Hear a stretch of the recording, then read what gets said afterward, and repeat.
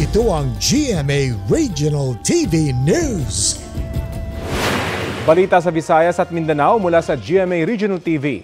Naiuwi na sa Dumingas sa Zamboanga del Sur ang bangkay ng 4 na nasawi matapos anurin ang sinasakyan nila sa isang spillway. Cecil, paano natangay ng tubig yung mga biktima? Rafi, naghanap umano ng shortcut ang driver nito kaya raw dumaan sa isang spillway sa La Libertad, Zamboanga del Norte. Base sa investigasyon, galing Misamis Occidental ang mga biktima na dumalo sa fellowship ng kanilang religious group.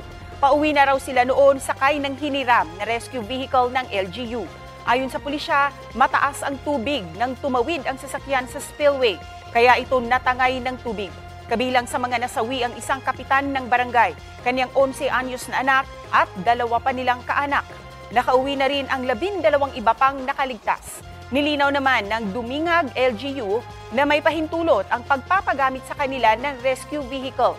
Nasa kustudiya na ng pulisya ang driver na sinusubukan pa naming kunan ng pahayag.